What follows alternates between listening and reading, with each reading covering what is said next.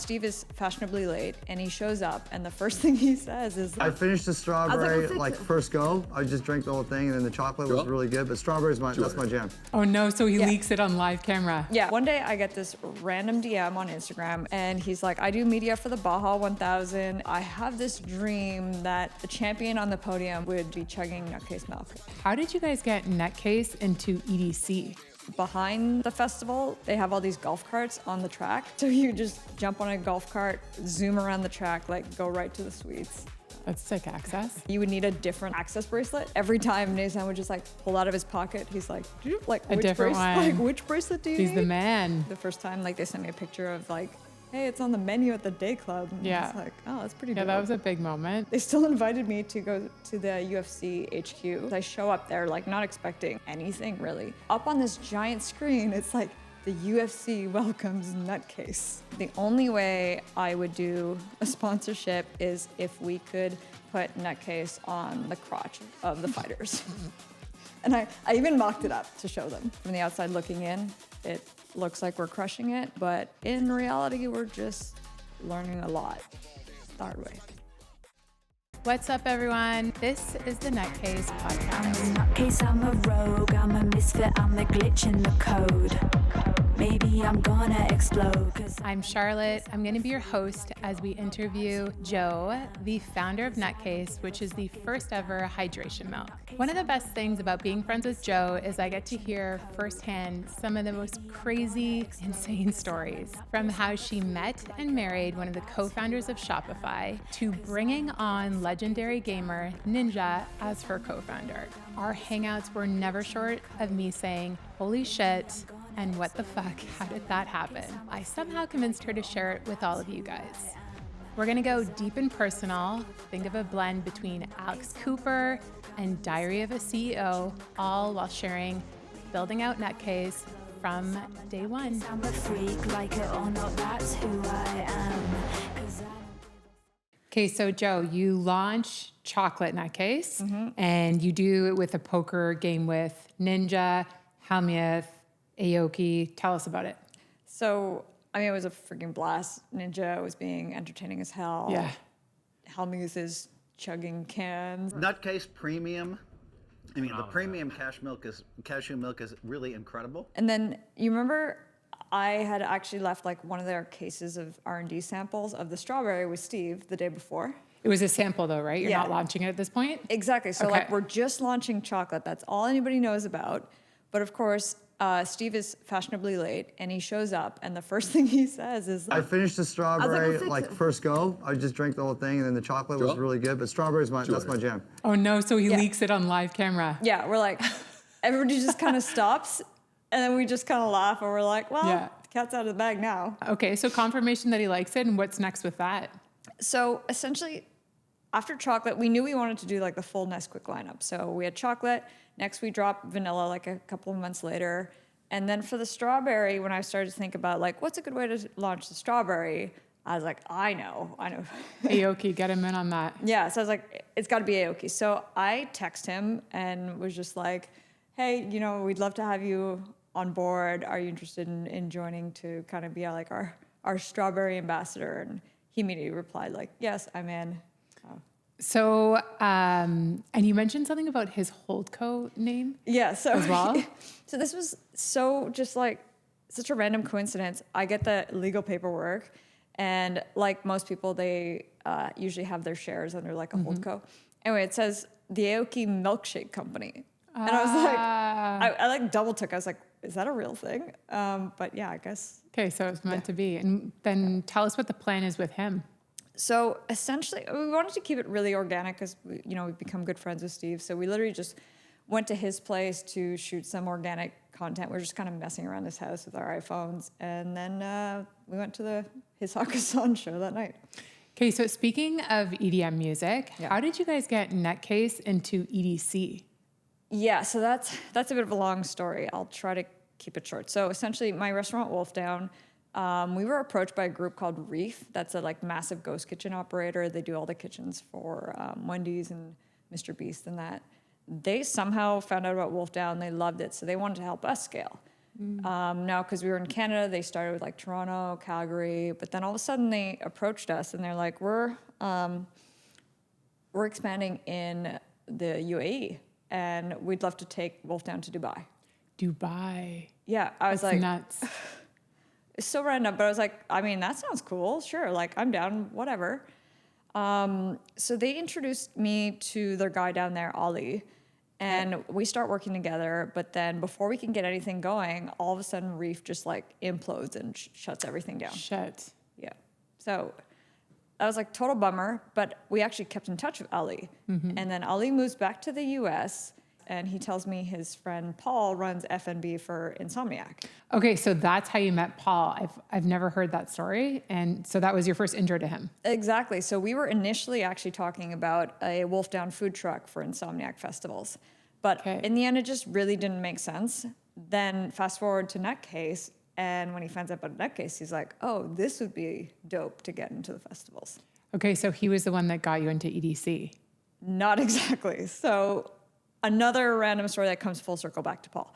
So one day I get this random DM on Instagram. It's this guy named Bud. And he's like, I do media for the Baja 1000. And I have this dream that the champion on the podium would be chugging Nutcase milk. And I was like, this is so out there. Like, The chugging the milk, that's a thing? well, like, yeah. And well, I didn't know about it. But I was like, this message was so bizarre that I was like, I got to talk to this guy. Why not? So we jump on a call. He then explains to me that this is actually a thing for like the Indy races, that on the podium they chug milk. And he thought Nutcase is so cool. That'd be like a dope milk or drink for the champions of the Baja. And I was like, I just love weird shit. So I was like, this guy's awesome. Now he's like, I'd love to do something together. I explained to him like, we're brand new and really small. Like we don't have the budget for this kind of stuff yet.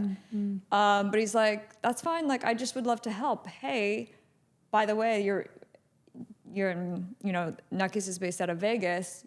I have a good friend down there, Nasan. You should chat with him. He runs the Vegas Motor Speedway. Okay, so do you then jump on a call with him? Yeah, so he introduces me to Nasan. Okay. I got on a call with Nasan, and Nasan's like, hey, are you coming to EDC next week? Which I was not. But he's like, you should come. I'll get Nutcase into all the VIP suites. Wow, okay. Yeah, and I was like, oh, that sounds like a sick opportunity. Like, I should totally go. So I go over to Daniel, and I'm like, Daniel, I think I need to go to EDC next week. You must have been so confused. He was like, wait, like what? Why? And so I explained to him what, the call I just had, and he was like, fuck yeah, like, yeah, you have to go. Like, I got you, I got Jack, go. Best husband. Legit the best. Yeah, so then I text Paul, like, hey, I'm coming to EDC. He must have been shocked. He's like, oh, okay, cool, like, see you there. So you get to EDC, and what's that like? So, yeah, I land late on a Friday night. I drive right over to EDC. I finally find Nasan in, like, the crowd of people, and we're just meeting for the first time, and within, like, 30 seconds, he's like, oh, there's your buddy. So I turn around expecting, like, oh, he must mean Paul. But I turn around and it's actually Steve and Sasha. Yeah, right. In a group of like 100,000 people. Like, what are the chances? Yeah, what are the odds? Yeah. And they see me and like we run over, big hugs, and they're like, what are you doing here? Where's Daniel? Was Steve performing that night? He was, yeah. Okay. Yeah. Okay, so, and then what does Nasan take you to where the Nutcase is being served? Yeah, so then he's like, hey, let's go check out the track suites. Okay. And I have to say, like, one of the coolest things was that because he runs the track, rather than like have to fight our way through the crowds, he just like goes through the fence, and behind the festival, they have all these golf carts on the track. So you just jump on a golf cart, zoom around the track, like go right to the suites. That's sick access. It was so dope. And every actual like security VIP checkpoint, you would need a different like access bracelet. And then every time Nasan would just like pull out of his pocket, he's like, a different one. Like, which bracelet do you need? He's the man. Yeah, he is the man. So what were the track suites like? Describe those. They're so cool because it's a NASCAR stadium, right? So like there's all the grandstands, and then up above it is the track suites. So you're up really high, And from up there, you can see like the entire festival below you. Wow. It's just like mind blowing. You had a really sick picture from you up there. Yeah. It was from behind. Yeah, Yeah. I remember that.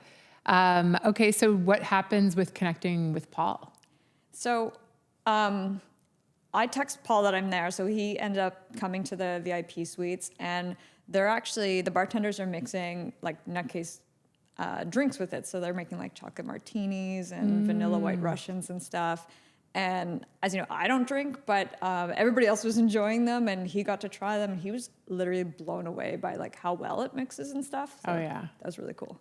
Amazing experience and a fast turnaround for all to happen. And you're probably the only person that I know that could pull it off. Yeah, I mean, I don't know. I don't know how I do this. And does Paul text you when you're back in the city, right? When you come back to Ottawa? So this is what's the most unexpected thing is that, you know, for context, given Paul's experience and his position, he gets pitched all the time by beverage companies that want him to like be an advisor and stuff. And I knew this, but I never brought it up. Now, he calls me a week after EDC, and he's like, having seen the potential of it in action at the show and stuff, he's like, look, I get it, and I would love to be involved, which was like so flattering. Huge, yeah. Yeah. And what about Nason? Nason and I keep in touch. He's Okay. always trying to help, and he mentions that he's really good friends with this guy, Troy Hurst, who runs Terrible's, which is like the biggest regional gas station convenience chain. Okay. And he's like, you should try getting Nutcase into Terrible's. But before he has the chance to introduce me to Troy, a completely separate thing happens where I knew Ninja was really into golf. And then I saw Helmuth tweet about Tiger Jam coming back. So I text Phil, like, hint, hint, you know who would love to go to Tiger Jam is Ninja. Like, maybe you can get him an invite because it's invite only. And does Phil pull through? Of course, yeah. So Phil pulls through. He gets Ninja invited to Tiger Jam. So Ninja goes, he has a blast. He meets Tiger Woods. They have a hilarious interaction where I think Tiger says something like, oh, you're the one who was yapping on the golf course, which is amazing. And so Ninja. But the craziest part of all this is for the charity golf component, guess who? Sorry, I'm just picturing Ninja on the golf course. It's like just nonstop, like he's on stream, Yeah. like the same, which is amazing. Guess who he ends up in a foursome with? No. Fucking Troy Hurst. And so I get a text from Tyler, and he's like, oh, I just met this guy. He has this gas station chain, and like he's interested. Holy shit. Like what? Again, like what the fuck are the odds? I don't know. Like maybe I spent too much time in Vegas, but this is mind-boggling. So then that's how you got into Terrible's. Exactly. Okay. And it was around this time that you also got into Fontaine, right? Yes. Okay. Yes, you remember that. Yes, I remember that. I was there that weekend, and you were trolling Choice the entire time. Yeah. So essentially, Daniel and I were introduced to Chase Coke years back, and we already kept in touch. And so Coke Industries had ended up buying a part of Fontainebleau. And then we introduced Chase to Aoki. So we were all in Vegas to hang out on F1 weekend. And Chase actually even got us all like tickets for the Fontainebleau Paddock Club. In Aoki Open for that? Oh shit, yeah, you're right. Yeah, he performed. That was so funny. Yeah, he put on a sick performance. Yeah, he was like above the track. That was so dope. Anyway, yeah, I just had Chase is just too much fun to troll. I remember, I think I told him that I wanted to wrap one of his jets. In that yeah, case. you did. And you he asked was if like, you could wrap it. He was like, yeah, no. But then instead he suggested that maybe we can get Nutcase into Fountain, and I was like, that'll do too. So straight to the top, you get introduced to the GM there? The president, Maurice, and worked with his whole team. So yeah, they got it in. And they put it at the shops and then also at the Live Club. Yeah, at the Beach Club, which was totally unexpected, and but just really cool actually. The first time, like they sent me a picture of like, hey, it's on the menu at the Day Club. And I was like, oh, that's pretty dope. Yeah, that was a big moment. Yeah. You also were talking to UFC at this point. Yes, another hilarious interaction. So in this case, Paul had made the introduction. So we jumped on a call with them. I kind of just briefed them on what we were doing. They love the brand. They love the concept. And, I did tell them we were very new and very small. But they said they would put a proposal together. And I was just curious to see what they came up with. So I was like, yeah, sure, go for it. What did they come back with? Well, so before they even got me the main proposal, they called me up and they were like, this big, like, crazy opportunity just came up. They're like, next week is the fight at the Sphere, and a sponsor just dropped out last minute. Do you want the spot? And what was the cost? I was like, yeah, sure, guys. Like, what does that cost? They're like, it's only $500K. And I was like, I don't think you guys understand how small we are. Like, that was literally the total amount of money we had raised to that point. Maybe next time. And I was like, thanks for thinking of us, but that's a little outside our budget. But I just thought that was so funny. But I told them, I'm like, but I'll be at the Sphere fight. Like, we can hang. So they actually still invited me to go to the UFC HQ. Okay. The day after. And that was another insane experience because I show up there like not expecting anything really. Yeah. And I show up and it's just like this beautiful headquarters. And up on this giant screen, it's like the UFC welcomes Nutcase. And I was like, for real, like what the fuck? Like what world, what simulation is this? So how did the meeting go with them? Well, so first of all, they were like, let's do a tour. And I was like, okay, cool. So, and first stop is the gift shop. And I walk in, I'm like, okay, like, cool, it's a gift shop. And they're like, take whatever you want. I was like, that's crazy. But then I was like, but also way too awkward. Like, imagine if I just like started like pulling stuff off the racks and just be like, I'll just carry this around for the rest of the, so I don't take anything. Yeah. But then we go to the gym, which is like insane and I bet. Super badass. They even have a room that can literally like simulate any altitude so that you can like prep for a fight. That's so sick. So I was just like, how big was the gym?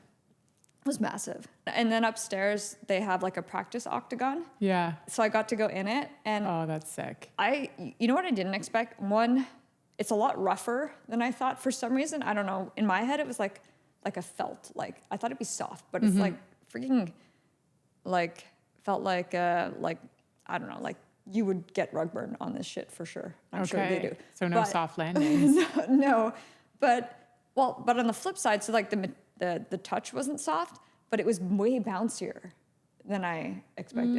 Anyway, I just kind of like bounced around it like an idiot, but I was like, this is Was so Daniel cool. with you? No, it was just me. Okay. I think like in another life, I probably could have been a crazy. Yeah. See, I can see that. I can actually really see that. Okay. So then you have the meeting with them and tell us about this. Yeah. So the meeting, in the end, essentially what they were trying to do is like, they're pitching me on Power Slap as like a lower cost entry point. Because they own Power Slap as well. But I was like, one, I just think Power Slap is dumb as hell. And two, like we promote the fact that like nuts are good for your brain. I can't really get behind a sport that's all about getting smacked in the head and getting brain damage. So you had a different idea. I came prepared. So I had what I thought was a genius idea, which was essentially, I told them that I didn't think that just having our logo like on the cage or on the felt would really get enough attention or make enough impact. So I said the only way I would do a sponsorship is if we could put Nutcase on the crotch of the fighters. And I even mocked it up to show them. They literally they were dying laughing. What did they say? They were like, okay, we love this, but it will never get approved. So I was just like, well, let me know when you change your mind. Such a power move. So before we end this week, tell us about the Cybertruck. Okay, yeah. That's a good story. So tell us all about that. Yes, we have to talk about Evan. So another random DM, this guy Evan reaches out and he's like, look, I'm a massive Tesla fan and I'm a massive Ninja fan and I found out about Nutcase. I just got one of the first allocations for the Cybertruck, and I want it so bad. It's like my dream, but the monthly payment is a bit much on my like fireman salary. So I was thinking, what if I wrap it Nutcase? If you can help me with the payment a little bit, and I'll take a bunch of content with it, and then I will drive it to whatever event, wherever you need me. That's right. So he drove from Minnesota to Las Vegas for the shoot. Yeah. That's when I met him, and he's such a great guy. And that's the crazy thing. Like, you get these DMs. Most of the time, it's like these wackos. Yeah.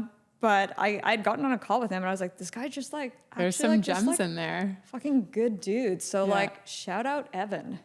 So you also had another Poker Go game, right? Yeah. We had another one. Again, like, just Ninja being Ninja. Mm-hmm. Daniel was playing, and somehow Daniel, who's the nicest guy, turned into the villain of the game, which was hilarious. Daniel, you, dude. I'm so mad right now. I deserve that. Right now, Daniel, not a single person's rooting for you. Somehow you're the nicest guy at the table, but you always turn into the villain. I don't know how this happened. A little twist. And Steve was late again, but this time he got to finally officially, drop that strawberry was his flavor. Strawberry's my flavor, by the way. Like, I love strawberry Nutcase. Once I drank that, I was like, oh man. Sasha stepped in for him though before in the beginning, right? Exactly. Yeah, that was super fun. Okay, so sounds like you guys are killing it. Yeah. Well, not really. And that's the thing, right? Is it always, from the outside looking in, it looks like we're crushing it. But in reality, we're just learning a lot the hard way. Okay. All right, that's a wrap.